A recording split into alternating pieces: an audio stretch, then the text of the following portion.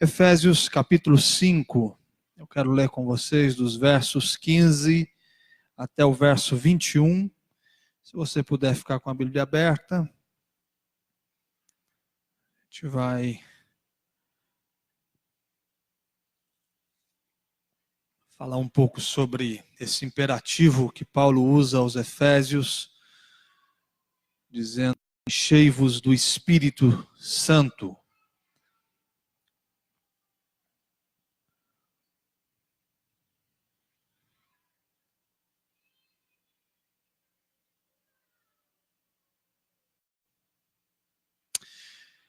Efésios capítulo 5, o verso 15. Portanto, vede prudentemente como andais, não como necios, e sim como sábios, remindo o tempo, porque os dias são maus. Por esta razão não vos torneis insensatos, mas procurai compreender qual a vontade do Senhor. E não vos embriagueis com vinho, no qual há dissolução, mas enchei-vos do Espírito, falando entre vós com salmos, entoando e louvando de coração ao Senhor, com hinos e cânticos espirituais, dando sempre graças por tudo a nosso Deus e Pai, em nome de nosso Senhor Jesus Cristo, sujeitando-vos uns aos outros no temor de Cristo. Amém? Senhor, obrigado pela tua palavra, é a verdade, ela é poderosa para penetrar naqueles ambientes mais escondidos do nosso coração e tocar naquelas áreas que só o Senhor conhece. Não há um outro meio para sermos santificados e transformados que não seja pela tua palavra. Foi isso que o Senhor disse aos discípulos, que eles estavam limpos pela tua palavra, eles estavam transformados pelo que o Senhor havia dito. Então esse mistério da palavra do Senhor sendo transmitido aos nossos corações, juntamente com a obra do teu Espírito sendo realizada e um coração sendo transformado a partir disso. Nós teremos aqui algum tempo agora olhando para esse texto. Eu peço para que o teu Espírito fale aos nossos corações. É o Senhor que é o guia das nossas vidas, é o guia dessa igreja. Jesus Cristo é o Senhor de toda a terra, das nossas vidas, e é o pastor dessa igreja, o supremo pastor, que cuida das nossas vidas e nos ajuda. Então que seja um tempo de ouvirmos o Senhor e de sermos transformados, que o nosso coração não esteja resistente àquilo que o Senhor quer fazer, que os nossos ouvidos não estejam fechados para a palavra do Senhor que cairá sobre o nosso coração. Que haja uma sensibilidade na gente para poder te ouvir e te obedecer a partir desse instante. É o que te pedimos em nome do Senhor Jesus. Amém e amém. Semana passada, se você esteve aqui no culto de ceia, eu preguei à noite sobre o evangelho chegando na casa de Cornélio. Primeiro o evangelho chega na vida do apóstolo dos gentios e depois o evangelho chega na casa dos gentios, e de uma maneira muito bonita, de todo um cenário preparado pelo próprio Deus, convencendo Pedro de sair daquele lugar, de ir até a casa de Cornélio, de trabalhando no coração de Cornélio, mesmo sem ele ter total entendimento, mas o coração já estava pronto, já era um homem piedoso que compartilhava da sua fé ao redor da mesa com a sua família. Os seus filhos conheciam o Senhor. Provavelmente essa piedade já era pública, porque quando ele manda alguém ir até a casa de Pedro, o texto que Lucas nos relata em Atos nos fala que era um homem piedoso que foi, nos dando a mesma característica que ele está dando para Cornélio. Me parece que a fé já era algo que havia invadido o coração de Cornélio, da sua família e também das pessoas que trabalhavam para ele. E Pedro chega àquele lugar com um bom sermão, falando da história da redenção, e chega um momento que o Espírito se derrama, da mesma forma que havia se derramado em Atos capítulo 2, e Pedro fica calado diante do movimento do Espírito, e o mesmo fenômeno que havia acontecido em Atos 2 acontece agora em Atos capítulo 10. E o Espírito Santo se derrama sobre aquela casa. E aí, tentando fazer uma conexão com aquilo que eu comecei a falar domingo passado, eu gostaria de falar um pouco sobre essa experiência com o Espírito Santo. Essa vida no Espírito.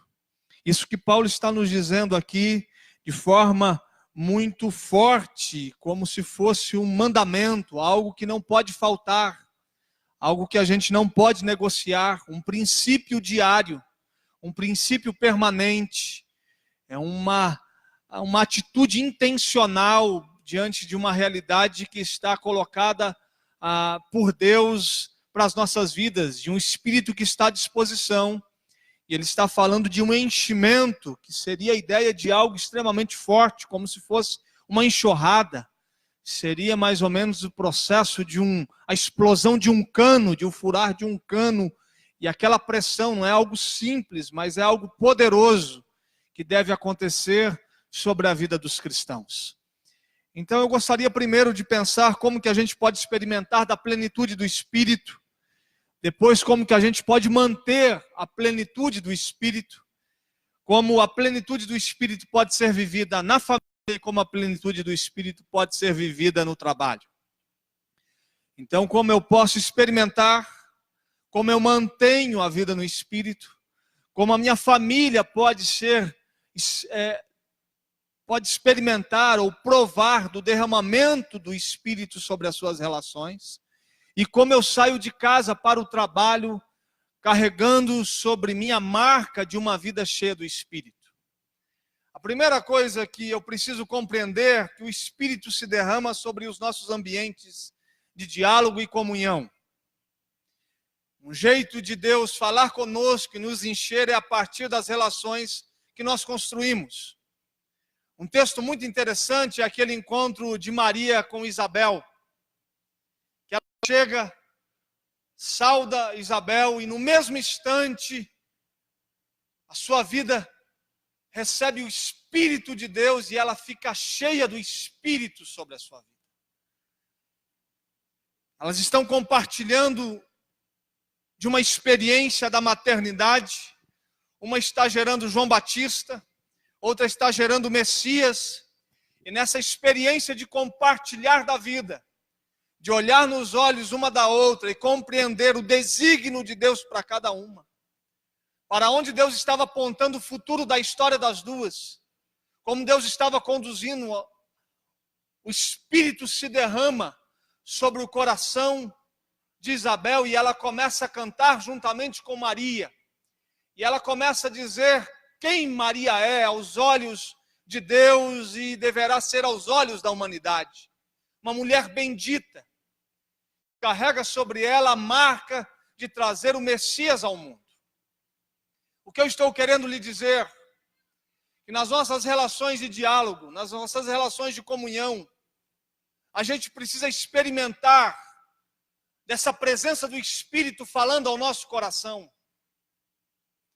A gente imagina muitas vezes esse processo acontecendo de cima para baixo, mas muitas vezes o Espírito fala ao nosso coração quando a gente olha no olho do nosso irmão, no conselho de um amigo, no encontro na esquina, num abraço de um pai e um filho.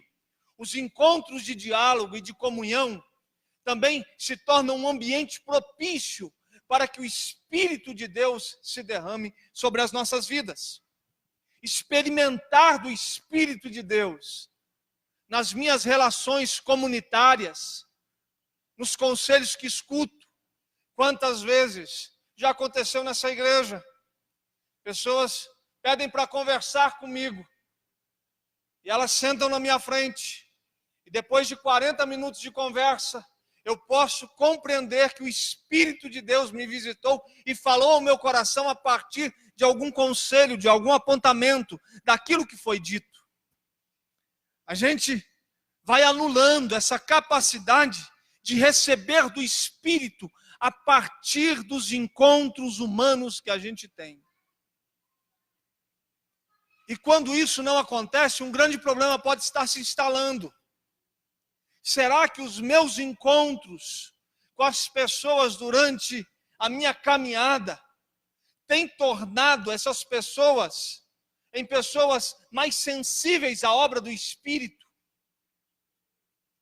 Será que aquilo que sai dos meus lábios enche o coração das pessoas ao meu redor do Espírito de Deus?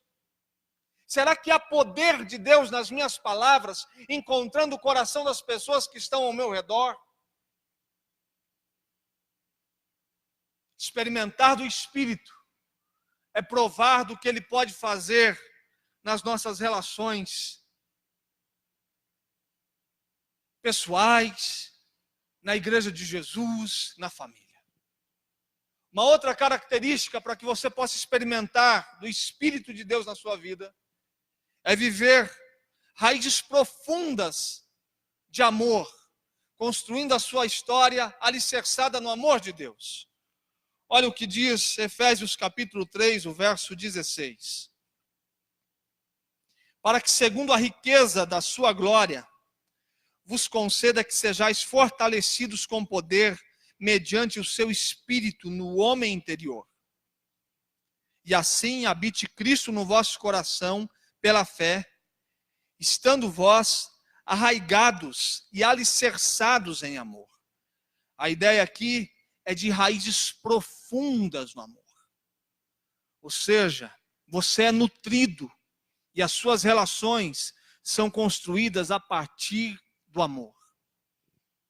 O amor não é uma coisa naturalmente possível diante do reconhecimento de homens e mulheres pecadores.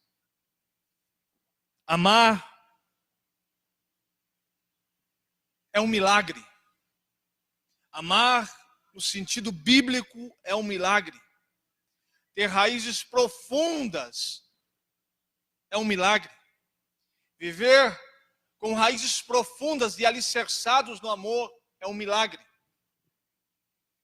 A natureza que você carrega levará você ao egoísmo, a um amor próprio extremamente acima de qualquer possibilidade de amar o outro ou de colocar o outro na sua agenda. Qualquer possibilidade de abrir mão de questões pessoais em prol de alguém, isso não é uma coisa natural. Você não tem a capacidade por si só de amar o outro. Isso é um milagre. Um milagre proporcionado pelo Espírito de Deus derramado nos nossos corações. Não existe a possibilidade de, experimentando o Espírito de Deus na vida, não termos uma jornada onde o amor se torna uma marca. E o que é o amor? É uma palavra, é uma declaração, é um gesto? O amor é aquilo que ele tem condições de fazer. O amor é aquilo que ele vai construindo. É a maneira como a gente vai se entregando, é a maneira como a gente vai se doando, é a maneira como o outro vai se beneficiando da nossa história ao seu lado. O amor é aquilo que ele faz. O amor não é um sentimento simplesmente, o amor não é uma declaração, o amor não é uma frase, não é um poema, é a construção de algo. E o Espírito de Deus derramado sobre os corações dos filhos de Deus leva homens e mulheres a construir sua história a partir de raízes profundas do amor.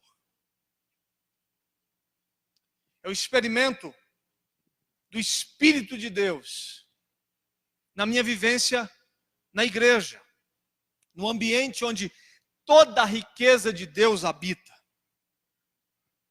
Olha o que diz Efésios capítulo 1, verso 23. O qual é o seu corpo, a plenitude daquele que a tudo enche em todas as coisas. A igreja é o ambiente visível, o ambiente real, palpável, onde toda a riqueza de Deus habita. Tudo que essa igreja precisa de Cristo para ser o que ela necessita ser, no entendimento da sua vocação na cidade, para as pessoas, aqui consiste. Nessa igreja habita toda a riqueza de Deus. Tudo que Deus pretende fazer a partir dessa igreja já existe nela. Não tem como viver uma vida cheia do Espírito, se enchendo, sendo um canal de bênção para o mundo, desconectado do corpo, da igreja de Jesus. Da igreja local, dessa igreja na cidade, de pertencer, de ter um lugar para ser abrigo, de ter um lugar para acolher e ser acolhido. Quantas pessoas começam o seu esfriamento espiritual a partir do distanciamento da vida comunitária? A nossa desvalorização, a nossa falta de compreensão da importância de estar aqui e experimentar da riqueza de Deus derramada sobre este lugar. A insistência em congregar, a decisão em congregar, a disposição em dizer que este é um lugar prioritário na sua agenda. Um lugar onde você jamais vai negociar. É uma coisa que faz parte da sua vida, faz parte da sua história. Uma realidade que você não pretende jamais que ela deixe de existir. Não tem como um homem e uma mulher experimentar da plenitude do Espírito, distante do lugar onde a riqueza de Deus habita. Uma outra forma é quando ele fala desse enchei-vos do Espírito. É interessante que é um imperativo no tempo presente. O que é isso? Significa que é um ato contínuo. É algo que não cessa, não tem limites, não tem parede, teto, não tem chão. É uma realidade que te toma todos os dias, sem cessar, de forma permanente. Eu não vivo esse mistério da plenitude baseado em uma realidade que vivi há 15 anos. Essa plenitude é uma realidade que acontece dia após dia, num processo permanente, em um ato contínuo. Eu vou experimentando da beleza do Espírito se derramando sobre toda a minha carne. Amém? Agora ele continua, e a gente entra agora no capítulo 5. Como eu mantenho pleno do Espírito? Como eu posso entender que o Espírito de Deus está agindo, atuando? Olha o que diz o verso 19. Falando entre vós com salmos, entoando e louvando de coração ao Senhor, com hinos e cânticos espirituais. Você se mantém pleno do Espírito pelo que você fala e pelo que você deixa de falar. A manutenção da plenitude do Espírito está baseado no que eu falo e naquilo que eu deixei de falar.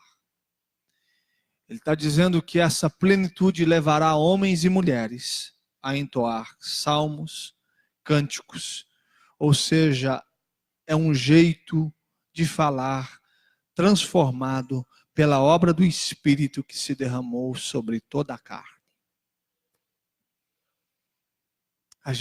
Isso daqui não é moralismo. Isso daqui é o que toma as nossas vidas. Depois o próprio Jesus vai dizer que a nossa boca vai falar do que está cheio o nosso coração. Que eu vou declarar aquilo que tomou conta da minha vida. Eu começo a dizer realidades que tomaram todos os espaços do meu interior, da minha alma. Então eu vivo falando coisas que têm a ver com aquilo que me encheu. E eu vivo deixando de falar aquilo que ofende, que não faz parte de uma realidade de quem experimentou da plenitude do Espírito. Isso daqui não tem a ver com jargões do meio cristão, com linguajares, não. Isso daqui tem a ver com conteúdo. Isso tem a ver com palavras que atribuem a Deus a glória devida, o louvor devido. Isso tem a ver com a maneira como a gente digita. Hoje a gente não faz simplesmente abrindo os lábios, nós falamos com os dedos. É a maneira como a gente digita, como a gente troca, como a gente recebe informação e como a gente passa. É aquilo que toma conta da nossa realidade, do nosso olhar. É aquilo que chama a nossa atenção.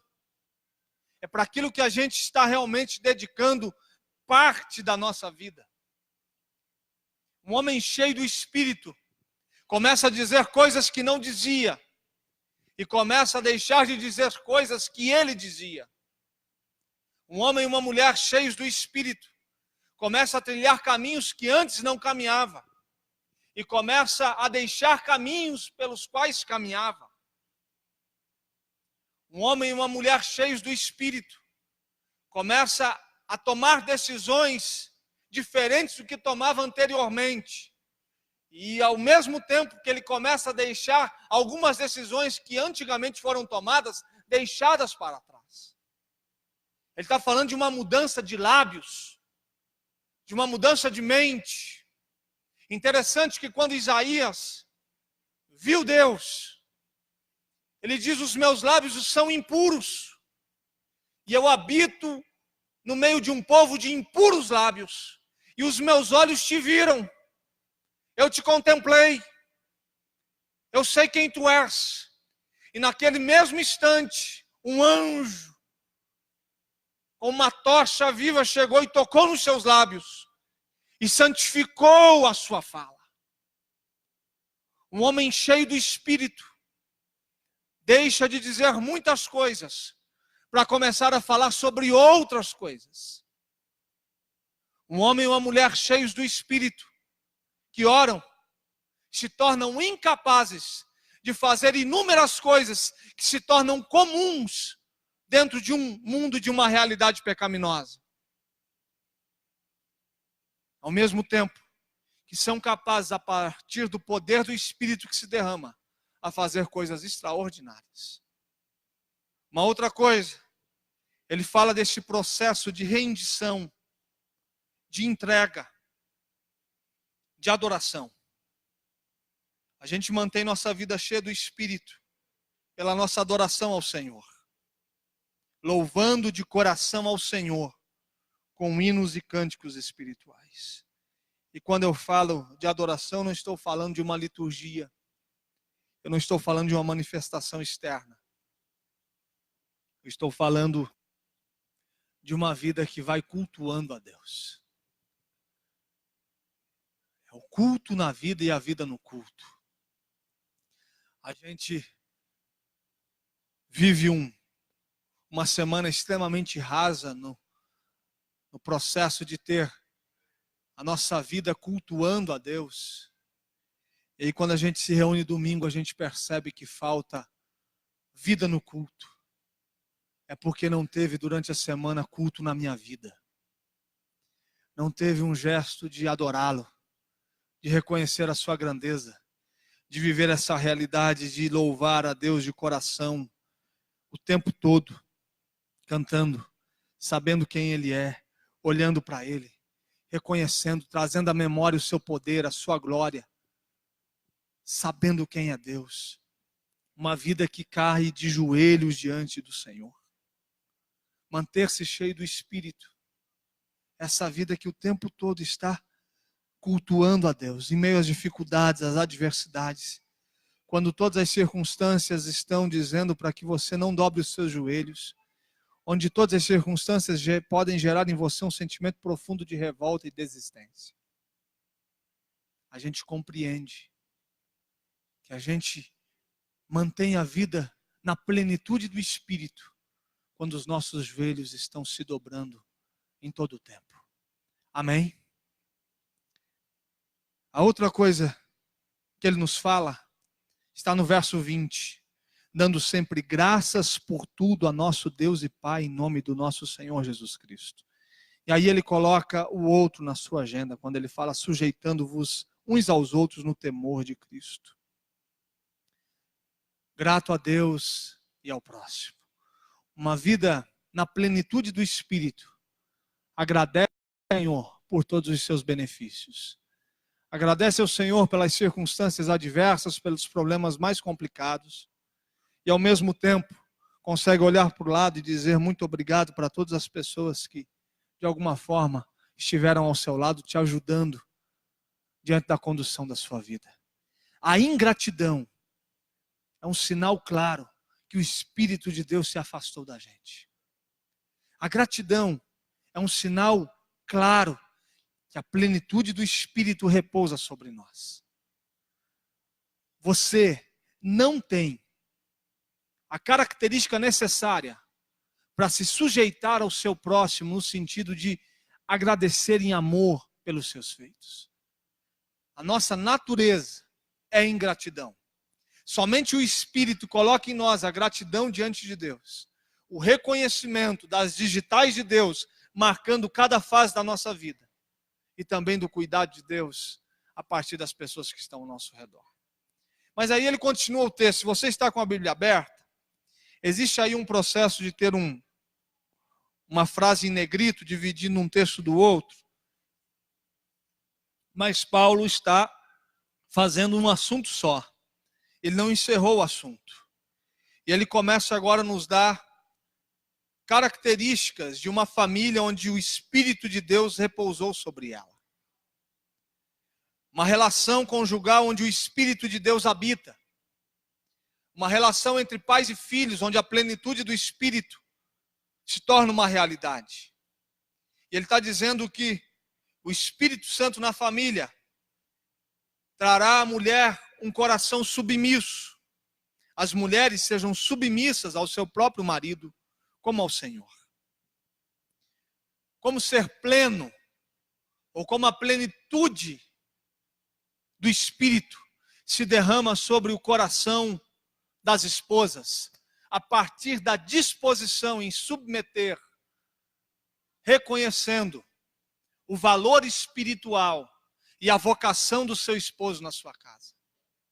É uma mulher que consegue ver na vida do seu esposo as marcas do Cristo de Nazaré. A pessoa do Cristo. Uma mulher que consegue ver a relação com seu esposo e ver nele os atributos de Jesus crescendo.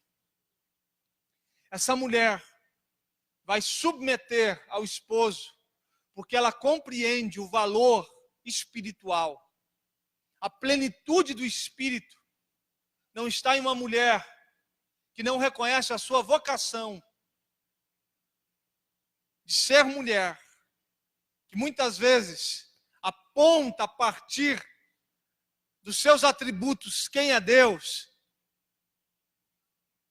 E essa falta de reconhecimento, que tem sido uma marca nos nossos dias. Há um crescimento muito grande do movimento feminista, onde achando que as mulheres têm que ocupar o mesmo lugar do homem em qualquer lugar. Isso é um erro. Não é que ela não tem um valor, é porque ela tem uma vocação. O que a mulher precisa não é ocupar o lugar do homem, ela precisa descobrir sua vocação a partir do que a palavra de Deus diz. Vocação como mulher, como esposa, como mãe. O que Deus tem para ela não é a mesma coisa, o mesmo lugar, a mesma responsabilidade que um homem. Deus deu à mulher uma vocação própria. E essa mulher plena do Espírito, ela constrói a sua casa, como aquilo que diz em Provérbios, de maneira sábia. E ela vai olhando para o esposo, percebendo nele as características do Cristo. E a partir disso ela se submete à vocação de Deus na sua vida, em ser o que ela deve ser na sua casa, para o melhor fundamento e o melhor ambiente da sua casa. Chegamos ao ponto onde mulheres vazias cada vez têm vergonha, conhecimento da sua vocação como mulher a partir de um olhar bíblico. O grande perigo disso acontecer Ao mesmo tempo que a plenitude do Espírito nas relações familiares também traz uma responsabilidade sobre o homem. Paulo está dizendo o seguinte: homem, você deve amar essa mulher que Deus colocou ao seu lado. E aí qual é o padrão? Qual é a régua? Ele está dizendo, da mesma forma como Jesus Cristo amou a igreja, deve amar. Você deve se entregar por ela. Homens, olhe nos meus olhos nessa noite. Preste atenção no que eu vou lhe dizer. Essa mulher que Deus colocou ao seu lado foi um presente que Ele te deu. Ela não é sua. Ela é do Senhor Jesus Cristo. Ela pertence a Jesus. Chegará o dia que Ele vai olhar nos seus olhos e vai perguntar como que você cuidou da mulher que Ele te deu.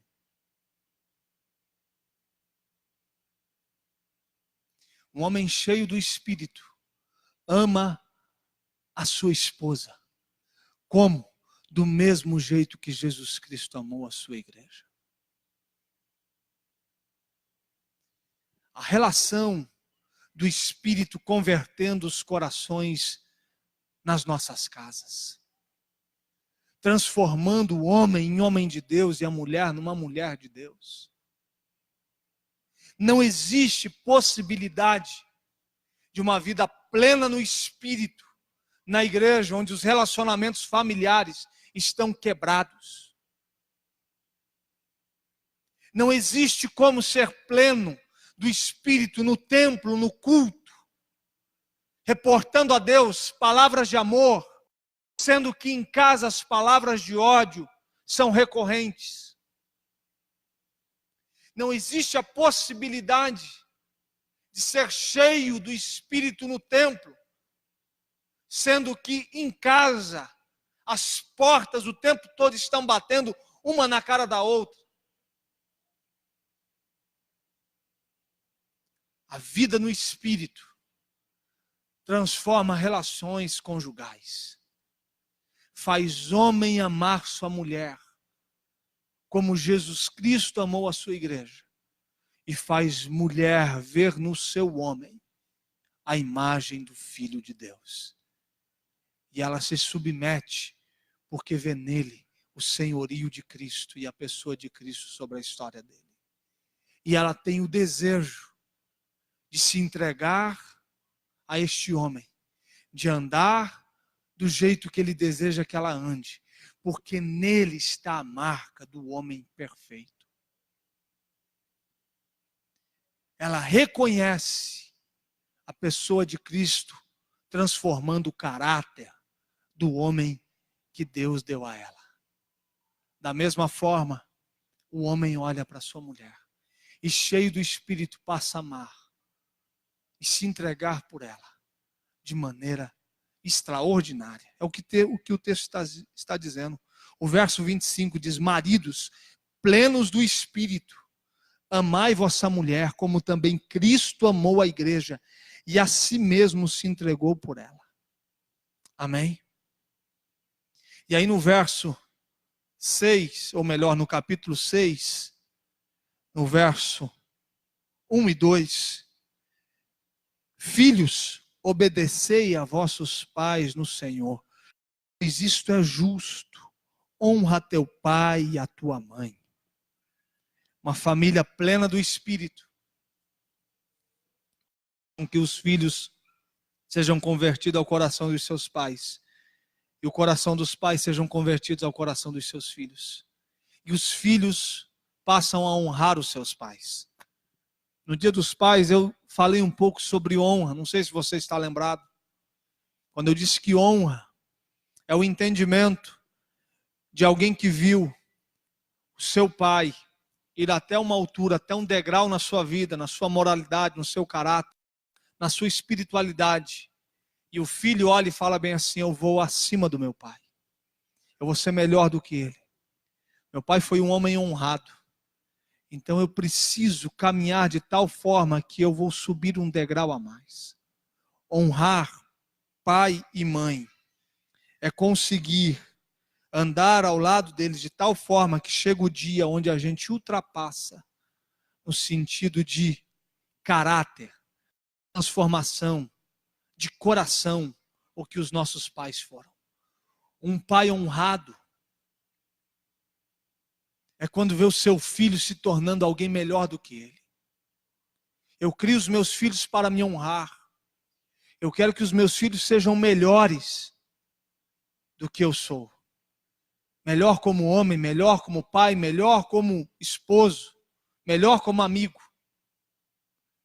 Eu me lembro que na minha infância uma das coisas muito difíceis foi carregar o nome que carrego. Você acha que é fácil o menino de 6 anos, na hora da chamada, ser chamado de Sebastião? É uma coisa difícil, né? Tem até a música aí que fala, Tião não. Não é Tião não, mamãe. Não é uma coisa de fácil. E eu fui descobrir que eu chamava Sebastião na escola, porque sempre eu fui o Juninho. Às vezes eu pensava que meu nome era Júnior Sebastião, ou só Sebastião Júnior. Mas aí nunca eu havia sido chamado disso até chegar na escola.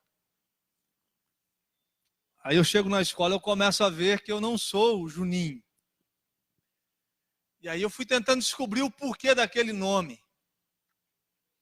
Aí como eu sou o terceiro filho de um casal, eu fui aquele filho não planejado, aquele filho, igual a Luana teve aí, da tabelinha, né? Foi confiar na tabelinha, um filho chegou. Eu sou aquele filho fora do planejamento, tem um casal, tá tudo certo. E aí, por falta do planejamento, não tinha o nome do filho, né? O filho nasce, o filho colocar. Aí uma vizinha olhou para minha mãe e falou bem assim, o seu Sebastião é um homem tão honrado, um homem tão de um caráter, trabalhador. Coloca o nome dele, faz uma homenagem ao seu esposo. Quando eu cheguei na adolescência e fiquei sabendo o motivo de carregar esse nome, eu falei, tá aí.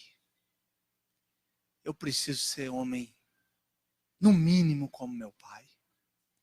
Eu não posso envergonhar o nome que eu carrego. Eu não posso deixar com que as pessoas olhem para mim e tragam vergonha para o meu pai pelo nome que eu tenho. Eu tenho o nome do meu pai.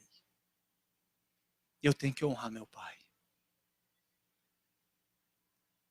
Eu tenho que ser alguém que faça com que o nome do meu pai seja uma coisa boa aos ouvidos.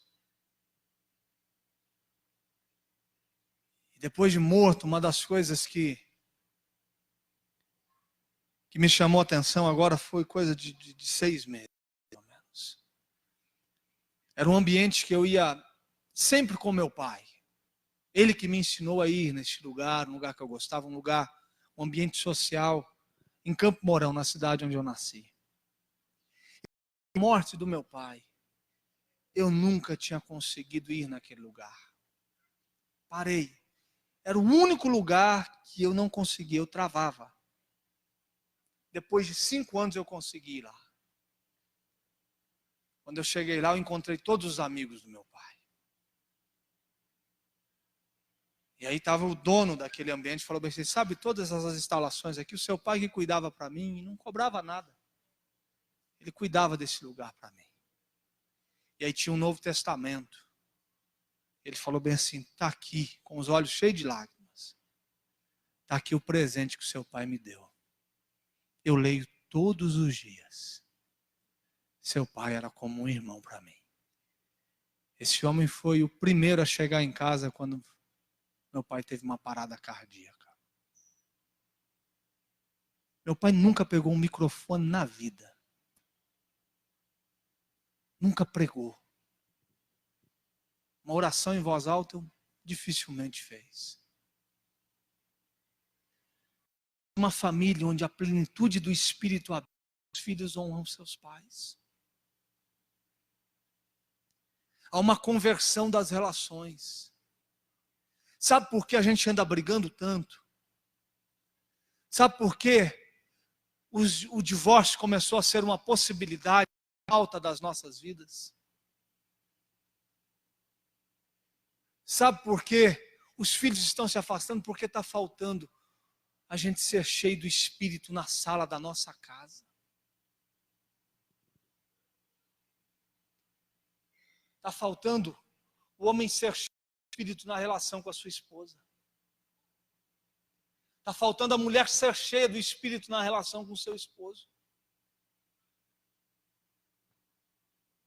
Uma família que vive na plenitude do Espírito, a mulher é submissa ao esposo, o esposo ama a sua esposa, os filhos honram seus pais, e os pais cuidam dos seus filhos, forjar filhos à imagem de Jesus.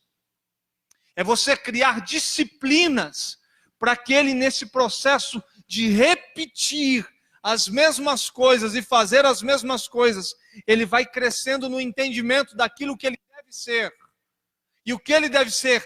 A imagem do filho na terra. Crie os seus filhos, dando a ele as circunstâncias e o ambiente necessário para que ele seja um discípulo de Jesus. Mas dá muito trabalho, né? É melhor a gente colocar o celular na mão dele e deixar esse menino, deixar a gente respirar. É melhor colocar ele diante de uma TV, ficar assistindo ali o dia todo. Não estou dizendo que isso seja errado. Quantas vezes a galinha pintadinha me deixou respirar na vida?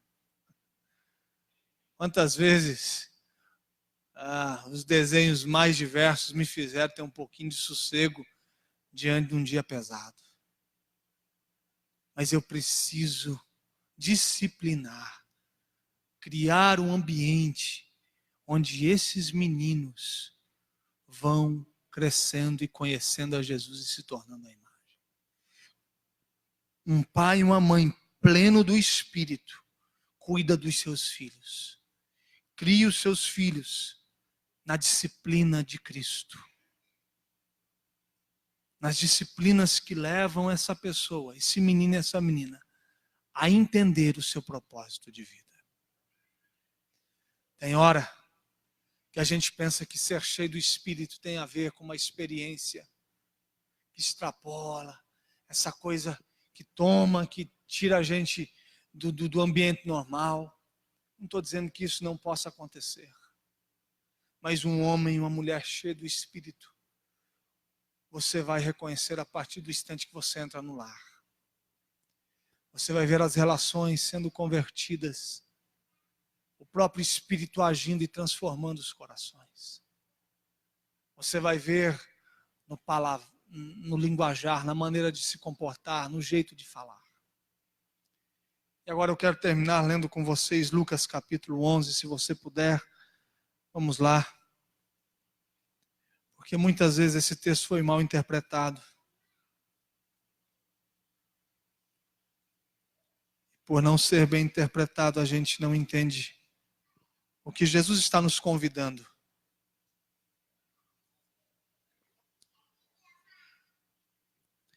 Lucas capítulo 11, o verso 5. Disse-lhes ainda Jesus: qual dentre vós, tendo um amigo, e a este for procurá-lo à meia-noite, e lhe disser: amigo, empresta-me 3 pães. Pois um amigo meu, chegando de viagem, procurou-me, e eu em nada tenho que lhe oferecer. E o outro lhe responda lá de dentro, dizendo: não me importunes, a porta já está fechada, os meus filhos comigo já estão deitados, não posso levantar-me para te dar. Digo-vos que, se não se levantar para dar-lhes por seu tempo, todavia o fará por causa da importunação, lhe dará tudo o que tiver necessidade. Por isso vos digo: pedi e dar-se-vos-á, buscai e achareis, batei e abrir-se-vos-á. Pois todo o que pede recebe, o que busca encontra, e a quem bate abrir-se-lhe-á. Qual dentre vós é o pai que, se o filho lhe pedir pão, lhe dará uma pedra? Ou se pedir um peixe, lhe dará um lugar de peixe uma cobra? Ou se lhe pedir um ovo, lhe dará um escorpião? Nos parece que Jesus está dizendo que a gente tem um cheque em branco, não é? Que a gente pode chegar diante de Deus e pedir o que a gente quiser e Ele vai dar. Deus está pronto para fazer isso. Mas Ele não parou no verso 12.